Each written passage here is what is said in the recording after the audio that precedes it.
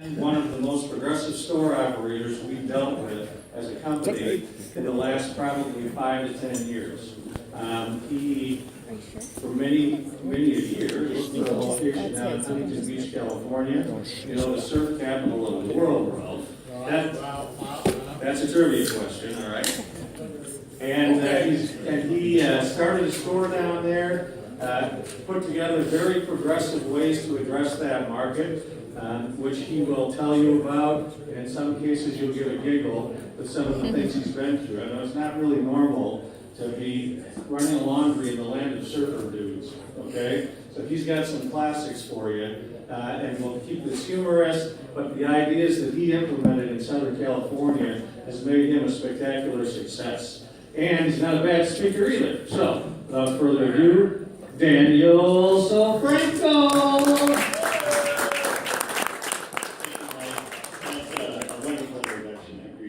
I'm going to switch mics here. Pulling out $100 bills? Next year. All right, that sounds good. Okay. Good afternoon, everybody. Thanks for hanging in. And I'm glad to see such a great turnout here. I appreciate the introduction. Mike's always so kind. First of all, I also want to thank Daniel's Equipment for having this great profit symposium. We have similar events in California, which I am humbled to attend as well. I'm very fortunate to be around a lot of great laundry owners in Southern California. But I've heard and met a lot of people from Daniel's through some of the national events. It's a clean show. If that's the first time you've heard of that event, look it up and book your tickets. Now it's in Las Vegas next year. You got to go. You got to join the CLA and attend the events. But everyone from Daniel's has always been nothing but professional, and just seems like one of those distributors that really takes care of their customers. And when you think about it, with a distributor-driven industry like this, you are married to these people. And I am in a very happy marriage with my distributor, with Continental-Girbau National as well as West, and I have no impression that Daniel's is any different from that. They've been extremely gracious to me. So I want to give a round of applause for all the hard work that they put on here. They woke me up at 6 o'clock this morning, bringing these machines in from the loading dock there. It was kind of an exciting way to start the day. But, anyway, so as Mike said, my name is Daniel Sofranco. I am from the West Coast, Cowabunga, and I grew up in Orange County, which is a little bit outside of LA. I went to USC, where I attended all 4 years. Got myself a degree in business and concentration on entrepreneurship. And just for fun, I got a minor in economics because I love this stuff. Grew up in a household with business. My parents are in property investment management, and so I got my feet wet, especially when I graduated in 2008, right before the crash. So there wasn't a lot of people looking for me at that time. I jumped right into their business and helped them do a lot of stuff with it. And then I decided to branch out on my own. So this is my first store that I'm going to talk about today. This is my own first venture, and I play ice hockey for fun.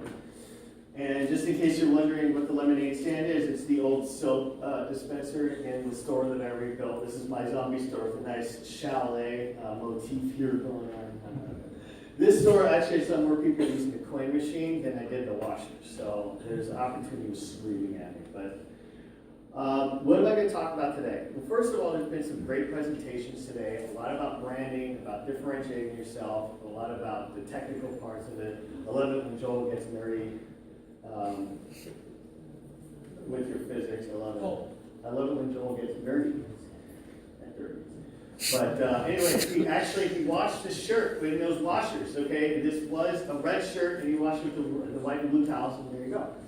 But today I want to talk about brand, and then we're going to talk about the broadcasting of it. But first, what I want to do is I want to talk about what you're selling, what you're actually delivering here, okay? So I'm going to talk a little bit about branding and what it's meant to the laundry industry before and what it means now.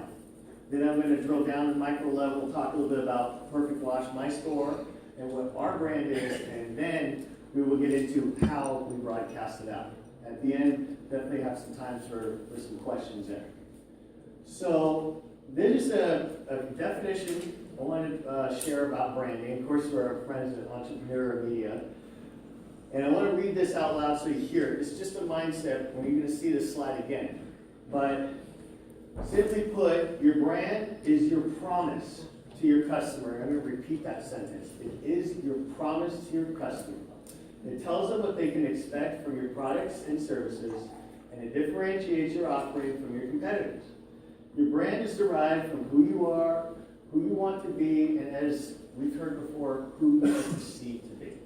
So this isn't anything groundbreaking for today, but let's see how it's applied. In the beginning, again, I believe this was borrowed in Brian's presentation, is a zombie story. This was actually, if you can read it, Ripple, it says nice laundromat right there. Or maybe it says mice laundromat, because I noticed this rat trap right here the other day when I was going through there. But this is the old store, you put up your shingle. This is a laundromat, which comes from like the 60s and 70s, Omatic, generation where this is basically a vending machine with washers. And this sign lets you know that that's what's there. Very simple, and it worked for a long time. Then came the nameplates. Now, nameplates are cool. They came from the distributor, and they added to the familiarity of the store. Now, since it comes from a distributor, that usually means that if you're going to see a Laundroland, you're going to see speed clean machines. The layout's going to be similar. So if you're traveling or you move and you see another store with a similar nameplate, you're going to know that there's something familiar there. McDonald's built their model on that. You're traveling and there's a McDonald's next to a family restaurant. The family restaurant's a lot better, but McDonald's, you know exactly what you're going to get, how it works, and what you're going to spend. That's where the nameplate has its value. But it doesn't get into any sort of quality offering. This is different.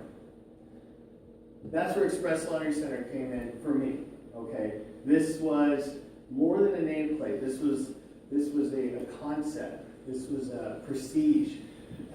This is a family, okay? When you talk about your distributor and they're working next to you, like Continental says that their mission is your success. You guys are linked together. This is Express Laundry Center. This is the offering, meaning, it's not just familiar, but it means you're going to be using the E-Series machines. You're going to probably offer fluff and fold, or drop-off service. I'm not East, wash, dry, fold. Maybe pick up and delivery. Other amenities, vending, Wi-Fi, charging stations. This is going to be a higher quality store. And when there's more of them, people go around and they see them in different cities, like, hey, that's the one I want, because they know. But this is a quality offering. The clothes are going to be cleaner on these soft mounts. And this is me at the clean show right here. Very happy. But so this is now we're starting to get into a more prestigious sort of recognition. So that's going to bring us to my store, Perfect Wash Express Laundry Center, right in downtown Huntington Beach, 4 blocks from the ocean, and that doesn't suck. What does it mean? What are we selling? What does Perfect Wash Express Laundry Center mean to somebody walking through that front door? Are they going to another laundromat, or where are they going? Okay, as Brian Wallace will tell us, the number one thing any laundromat customer looks for is that the store is clean. And that is our number one compliment all the time. And my response is the same. My people, my attendants, they work very hard every day to make sure this store stays clean, because laundromats by design are designed to become dirty, lint, dust, everything. Customers come in, they bring all their dirty stuff and get the store dirty. But we work very hard to keep it all clean, keep the aisles clear. Vending. This is important, I think. I like to keep the vendings fully stocked, so to give the customers this feeling that there's abundance, that they don't have to worry about buying the last of something, that we're here for you. We pay attention to this. The machine's clean inside. There's no powdered soap. Okay, this is all very important to who we are. And that they feel I feel it's insulting to go to a dirty, half-filled machine where the products are all cattywampus. So this is part of who we are. We keep the glass clean on the machine fronts, on the windows, the tabletops. Because our customers spend their time bringing their bodies into the store. We want to take care of them. Of course, as Brian mentioned, there's a clean bathroom. And I'm actually blown away with how clean the attendants have kept it. Of course, I have my hand in there too. That's important.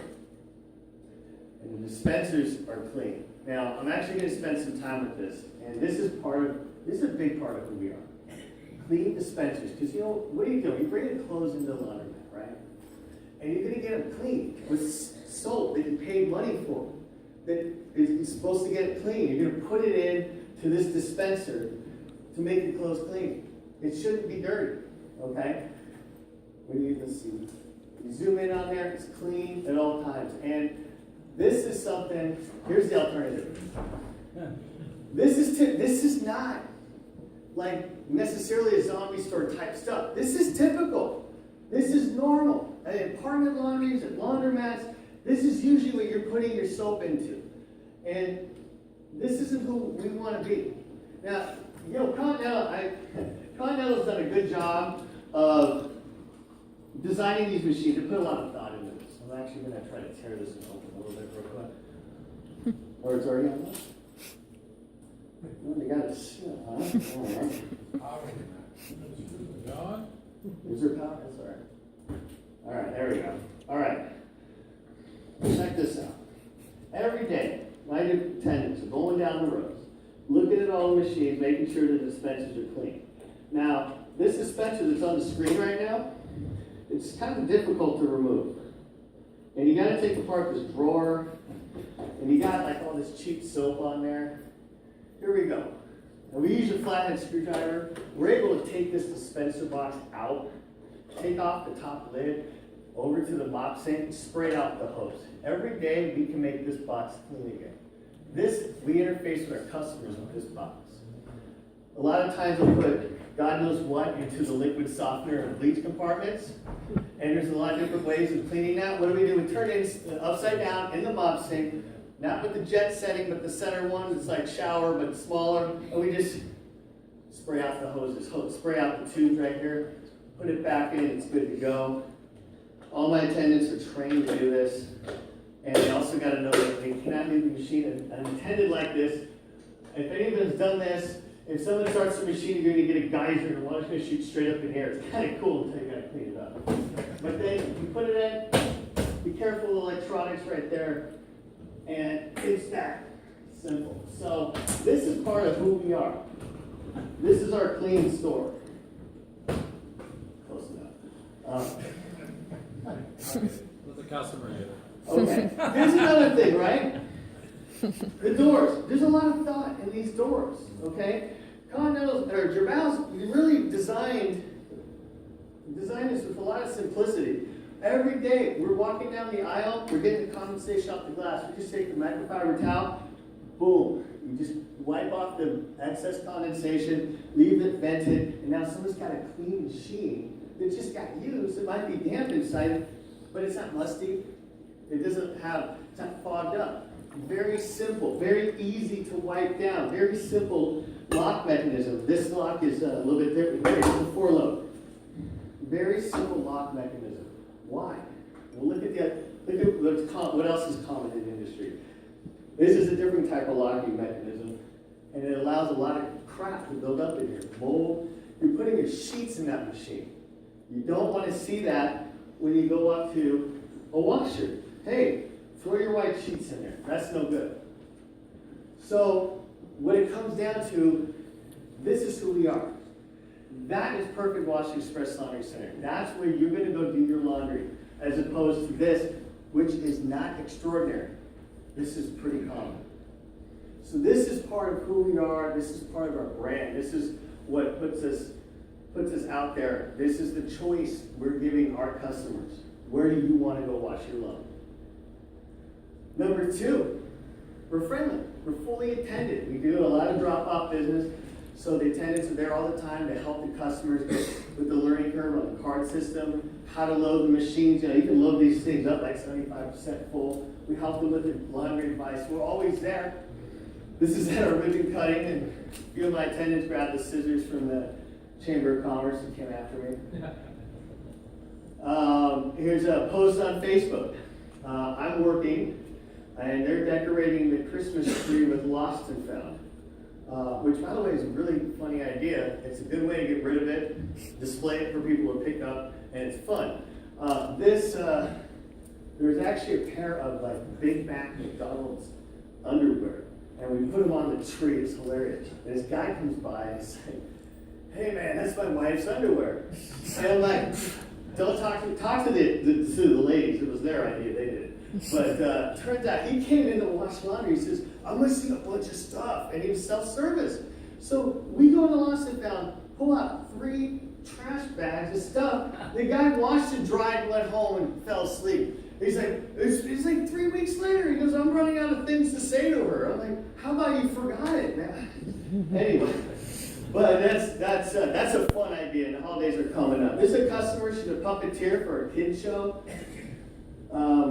A friend, brought her daughter in. These are all posted on either Yelp or Facebook. People are comfortable in the store. Sometimes they're watching their kids for that split second when they go to the card, when they go to the exchanger and load it up. And our attendants are very friendly and welcoming, and we're watching, and they feel safe. They feel safe, which, by the way, is the number 2 thing customers look for in a store.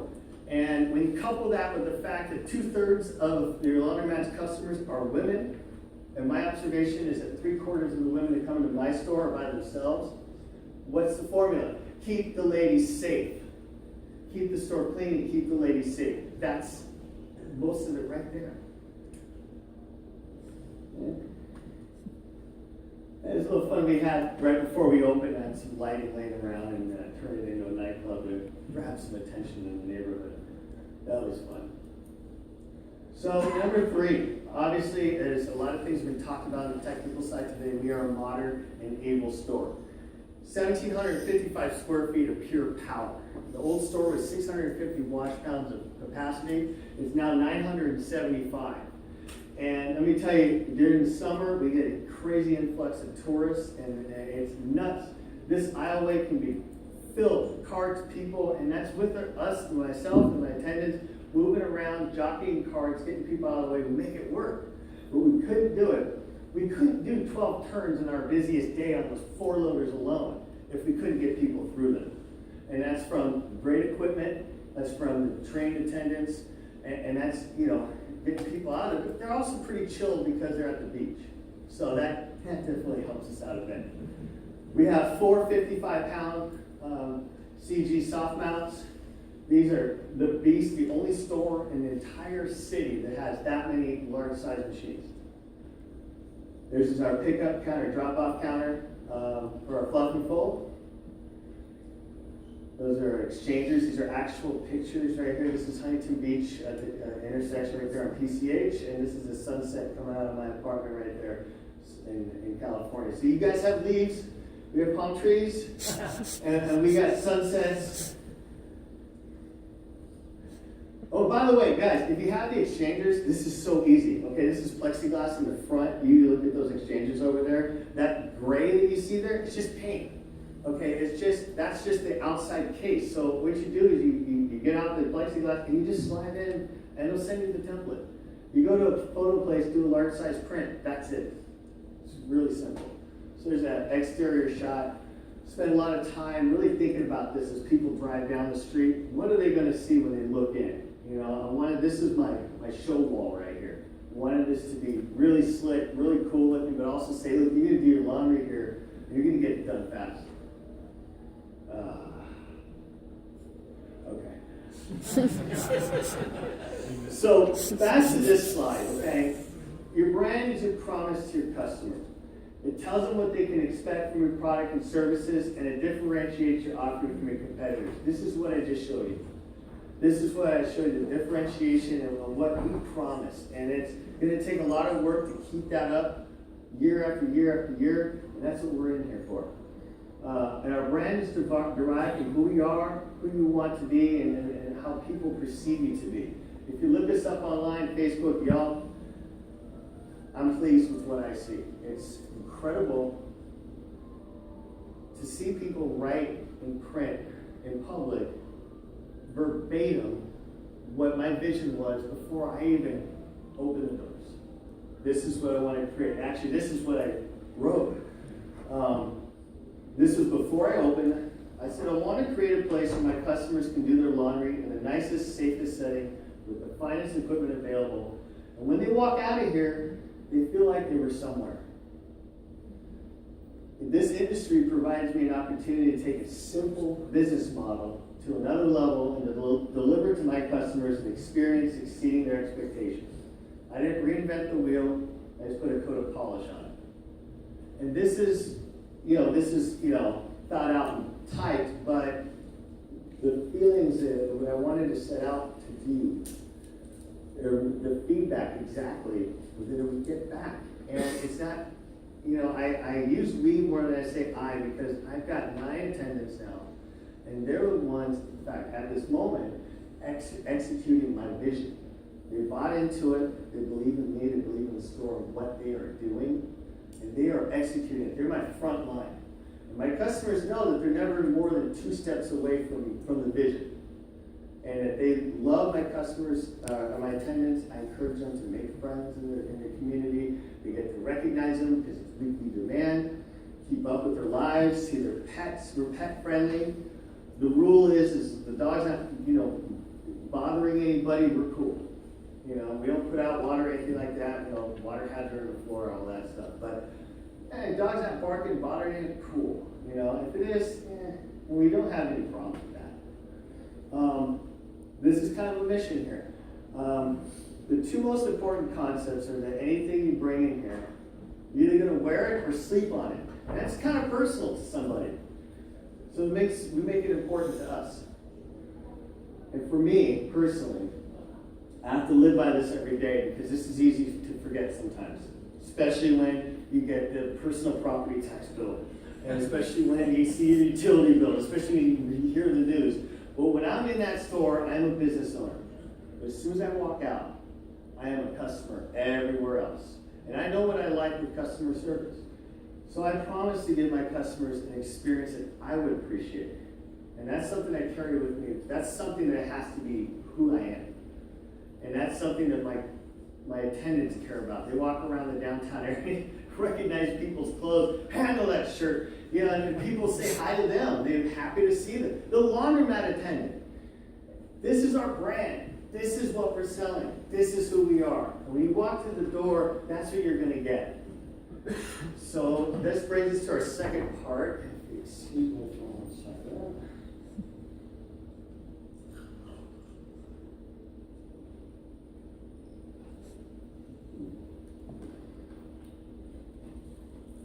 How do I broadcast?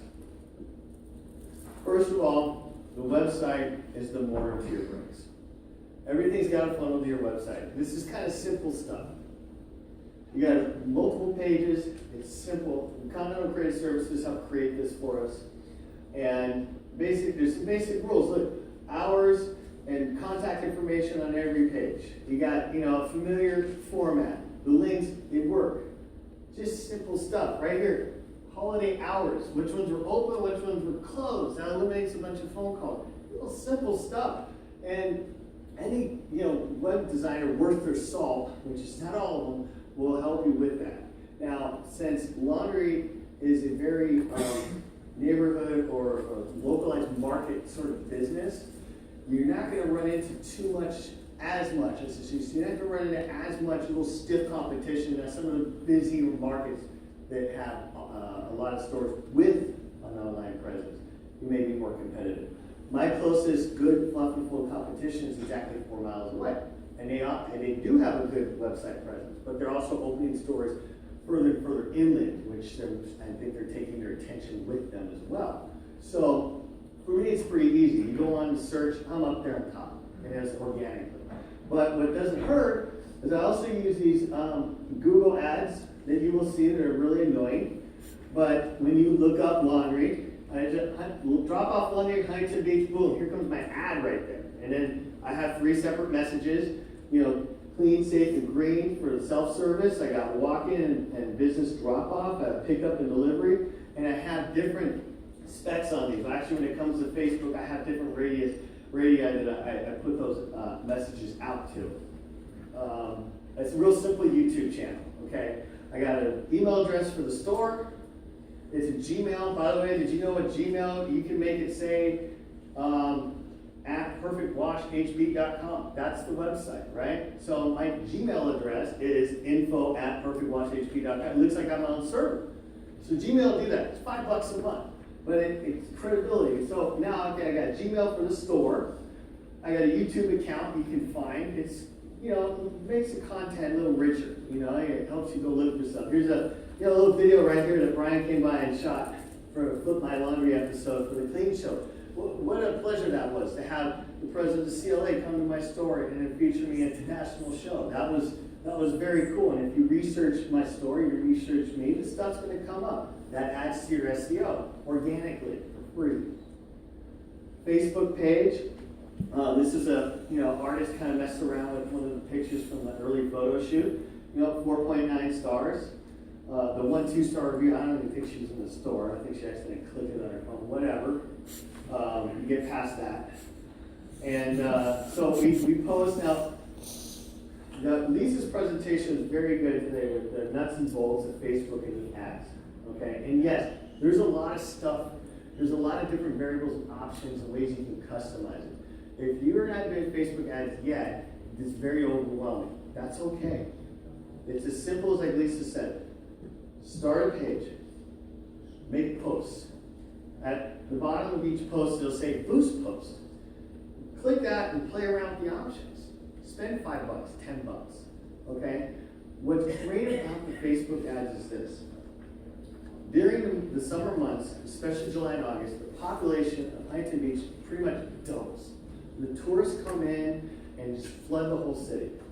Now, these people are on their phones sitting on the beach. They're scrolling Facebook.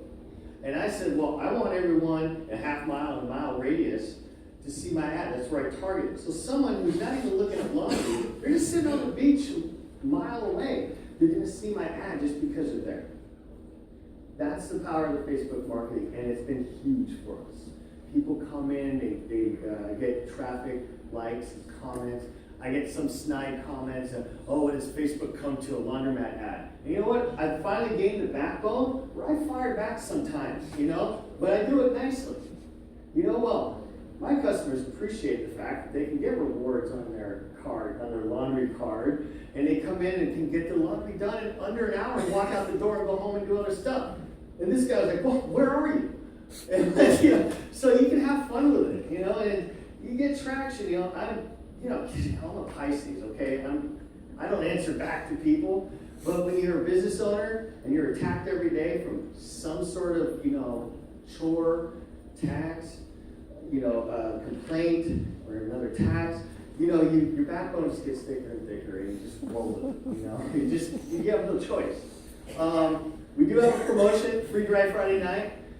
Here's why I did that, because I do agree that you don't want to give something away that has value. I am of that school of thought. Here's why I did this. Especially early on for like the first year, about 5, 6 o'clock on Friday, I get 2, 3 customers the rest of the day. I said, this stinks. I'm paying someone to be here. I can't close one night early. It looks weird in the hours. So what I did, only on Facebook, I post this free dry Friday night. And the dryers are free from 6 to close.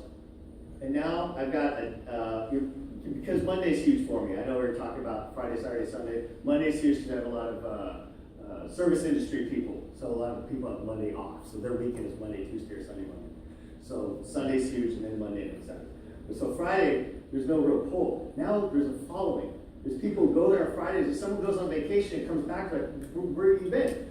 There's the same people. It's actually, a couple of them are kind of creepy, but it's really cool. I have a legitimate Friday now. And so that's why I did that. Instagram, having a lot of fun with that.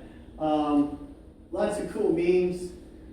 This guy, he ran out of laundry, and so all he had left was his superhero costume, and so I'm like, hey, let's do that. So there I am with, dressed as the Riddler, and then this is now my fiance, believe it or not, and we went to a kid's party that day, a superhero party, we dressed as supervillains. Like, hey, let's go to my store real quick. Okay. And then she ended up on Instagram, but she's such a good sport.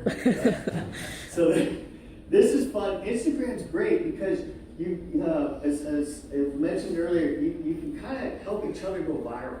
It's visual, lots of pictures.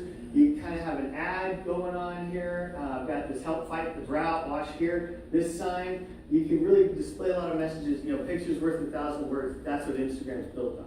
Then you like other businesses in your community, they like you. It's this whole back and forth and everything. Everyone's better off. So it's fun. It's a great compliment to Facebook. You put more of your serious or business stuff on Facebook. Now, I'm not saying to be serious, but you do a little bit more goofiness on Instagram. This is something I've been doing lately. Park the van in front of other businesses that I like or I frequent, and then I snap a picture, I put it on my Instagram, I tag them, and so I'm like, hey, this business that eats this burgers. This place right here is actually Yelp's top 100 in the nation. So if you're in Southern California, go to the Pocket Burger in Sunset Beach. You won't regret it. Blast Pizza is a new place, brand new. Pizza in like 7 minutes, and it's really good. And the new chamber members did the same thing, and they really appreciated that. Okay, print. I know it's been getting a lot of negative publicity lately, but here's the thing. This door hanger right here was gold for me. Now, I'm not going to say every door hanger is gold, but this was gold. And one of the reasons it was is because I knew it was passed out properly for the most part, because the lesson I learned was you can't motivate high school kids anymore. So I get like 12,000 of these. I did 6,000 of them myself. But that, as a new business owner, put me in my market, on my customers' doorsteps, in their closets of laundry facilities in their apartments. I got to see my market, touch it, feel it, talk to them. I got to meet all the mean dogs and all the cool dogs. And it was actually an experience I missed, because there's no way at that time anymore.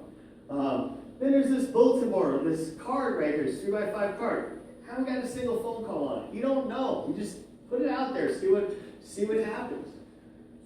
The van is huge.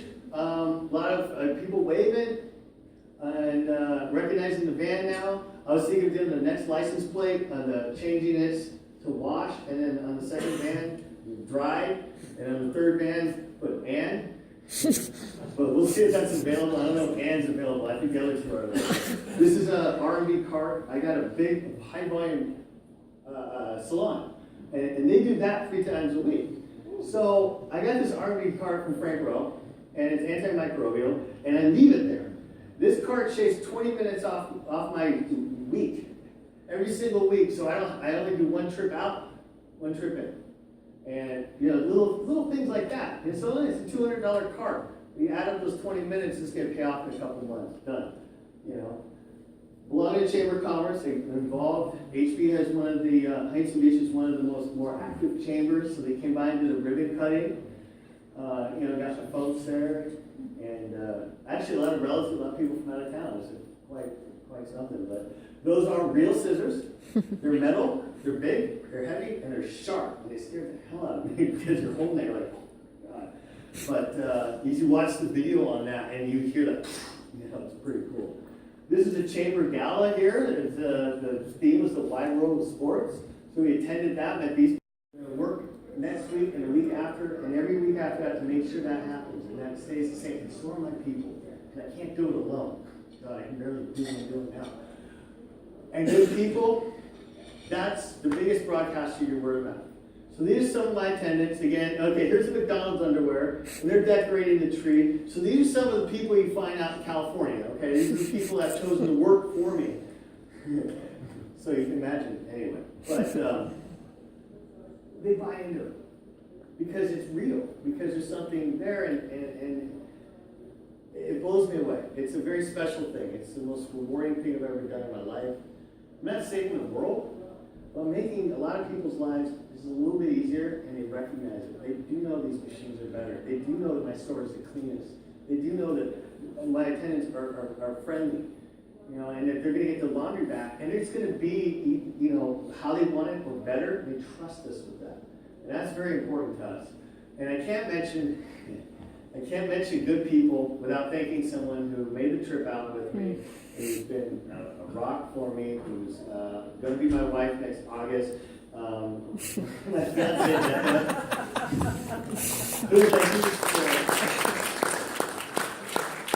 Listen, if anyone here is a significant other of someone seriously thinking about entering this industry, she's here for counseling.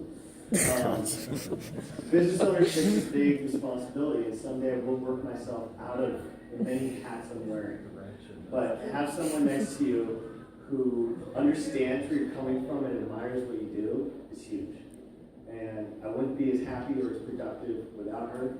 And I wouldn't be gaining traction in this industry if it wasn't for my distributor and the wonderful people that I meet at these events. So I really appreciate all of you being here and allowing me this opportunity. And of course, and open up for any questions here. That inside you have the drop-off one. Where do you get that one? I don't see it online when I search for it. Where do you get that thing? The drop-off sign? Yeah. Okay, this CNC cut plastic lettering. So you're going to go through like a high-end sign manufacturer. And then there's studs installed in the back of it. And then it's custom, you know. I mean, it's let's see if I can roll back fast enough there. Well, let me go back a little. No? Yeah, you talking about these signs here? No, the one in the window that's lit up. Going forward. Oh! 2 slides forward. That one, yeah. Okay, this is a custom-made neon sign. This is, okay, I borrowed this from another store I saw online. I think it's on the East Coast, so if any of you know the owner, please thank him for me. I saw a picture, I sent it to a place called Everything Neon. They now have it worked up, you can buy this online. Okay? Some of you look angry at me. Is there someone in this room that borrowed this from? This open sign, Wi-Fi sign is from Costco. Online only with this model. It reads like neon, that's really LED. And then this sign is backlit push-out LED, so it's an aluminum case. And then the plastic lettering pushes through, and then you got the code on top here, and you got a blue filter here. So that's a backlit push-out LED.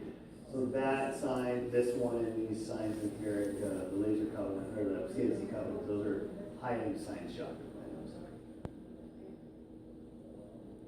Anything else? What's the craziest thing you've ever seen happen in your store? Well, I'm surprised you asked that, Mike.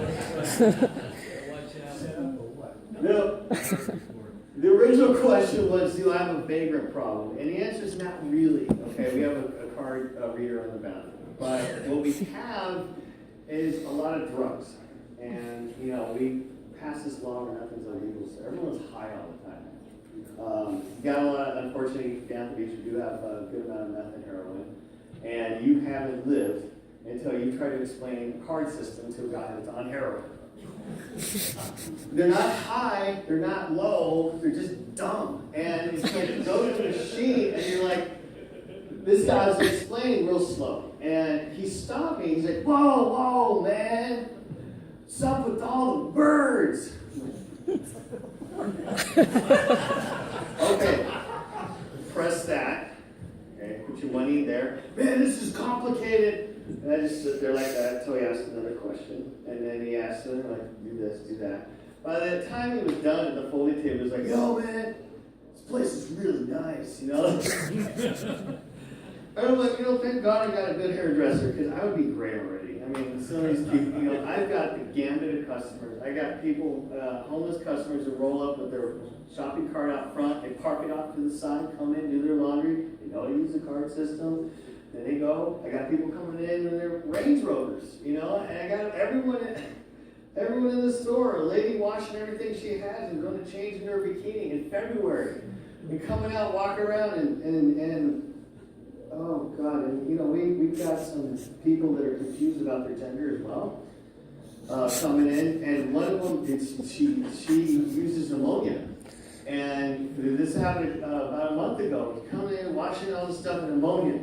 It's a good cleaning product, but oh my God, she used a whole bottle and stunk up the store. I had customers out back like crying.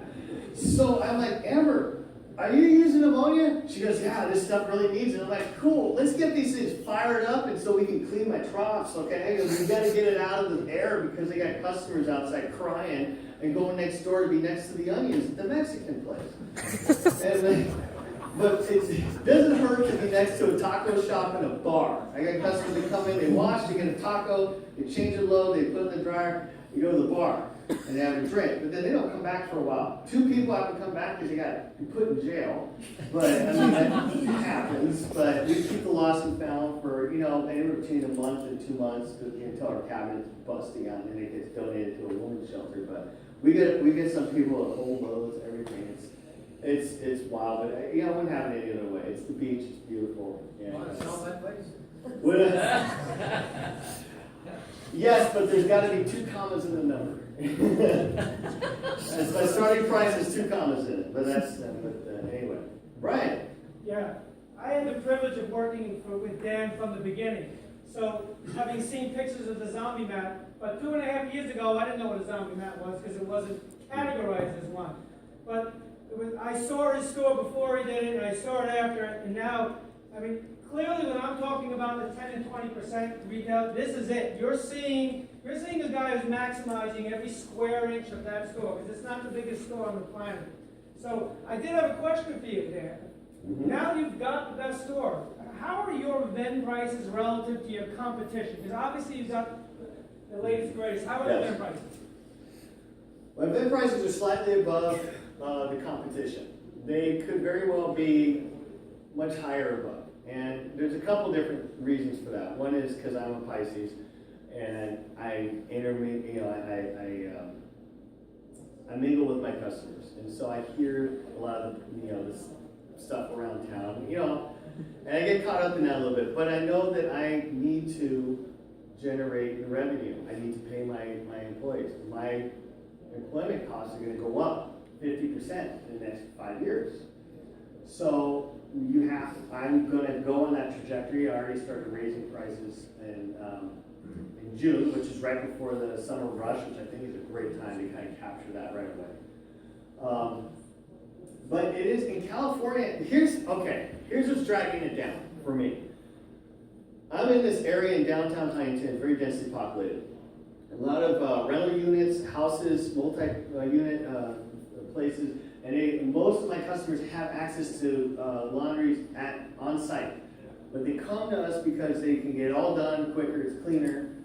But a lot of these prices are $1 for a top load, $1.25, $1.50, because their landlords are lazy. Now, that doesn't justify me being a little bit low, but I'm also working up that confidence to really kind of step on the throttle for that. But the state's going to help me with that. With my rising costs. I'm already talking about ordering a new menu board with my fluff and full prices and bringing those up a little bit. With the pickup and delivery, it's a question of just changing it on the website. It has to happen. And but I'm a little lower, but I'm going to be higher and higher. And there's only one other store in my market right now, but we give the value. It's about the value. People, there's some price-sensitive customers. There's customers that do walk out because they don't want to hear about a card system and they have to have a top loader. Some customers you can't reach. You just can't capture, and that's okay. I was told early on by somebody, don't do top loaders because the customers that have to have the top loaders are the ones that are going to mess with the clothes in the middle of the washing. You get water all over your floor. They're going to cause you to have the highest maintenance bills and the lowest margin machine. And they're going to be the biggest problem. You don't need the customers that insist on that. Not flexible enough to be taught. Then let them go. And so many times, it's hard to see them walk out the door and go, go. I'm better off. And so I'm adjusting to that. And I will be the price leader. I am just about the price leader. And I can be, but there's that, for me, there's an internal struggle as well. I know what I'm making. A 90% variable margin on these things. Yeah, by the way, my utility cost as a percentage of revenue is 10% or below 11% self-serve, and I factor in flush and fold in single digits. Okay, and none of the most expensive bills, but that's still impressive. Well, what segment of your business is the most profitable? Wash and dry, fold. Vending? Vending's a pain in the butt. It adds to the prestige of the store. Again, coming from an emotional appeal, I love it when I go to a vending machine and the drinks aren't $4. And that's an exaggeration, but I'm a little lower than I could be. My most profitable segment on vending is gonna be the smaller stuff. I just cranked out of the machine. It's nice to have. Vending is great. You gotta have nice vending, okay? The self-service is the bread and butter, still covers 3/4 of the revenue. A little less now, actually. Fluff and Fold's picking up. It's now closer to 30-35% of total revenue. I like to get it to 50. If I'm doing 50, then all else, being constant, the margins is very good. So I'm on a hump, the Fluff and Fold's not, if I look at it by itself, it's not profitable. But then if I say, well, I have free attendance for my self-service customers, and then this is what's bringing them into my store at a 90% variable margin once the fixed costs are paid, then okay, great. So you look at it like that, but it's,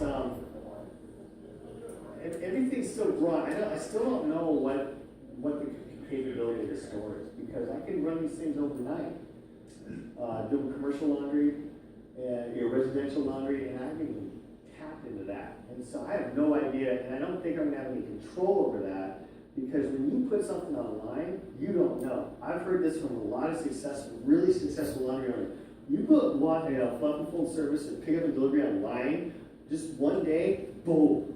Okay, you're scrambling to make it all happen. And that hasn't happened quite yet. It's growing nicely. It's linear right now. But I don't know when that day comes. And I thought it might be inching its way this summer, but it was the summer traffic. We'll get there. Dan, that was a great presentation. Thanks. Could you say how much your pickup and delivery is and what you're doing to grow that? The in-store drop-off's $1.25. Pickup and delivery is $1.50 per pound. 5 more pounds on the minimum.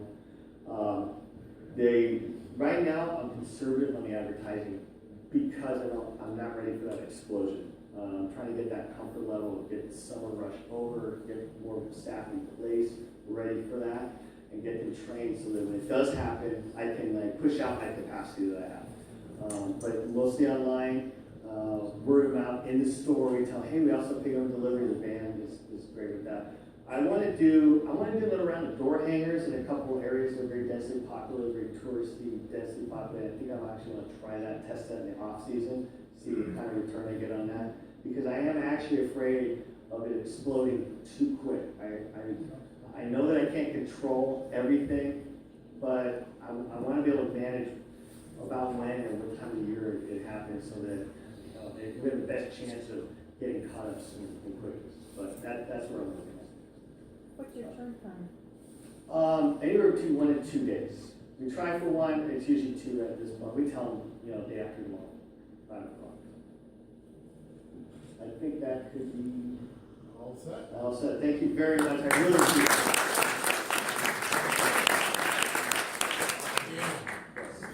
Do you remember I came to your store before we were all trying to put it together? Oh, yeah. What was I doing?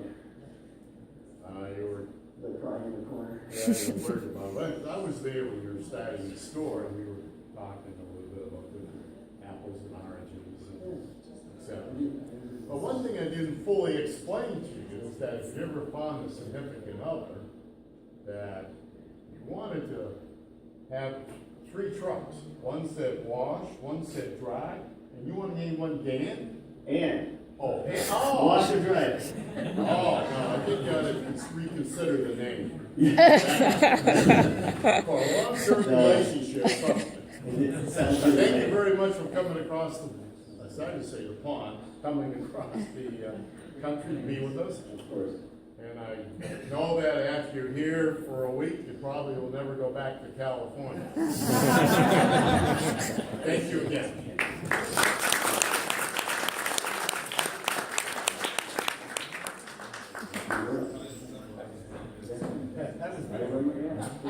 I didn't want to say that in front of her. Thank you. And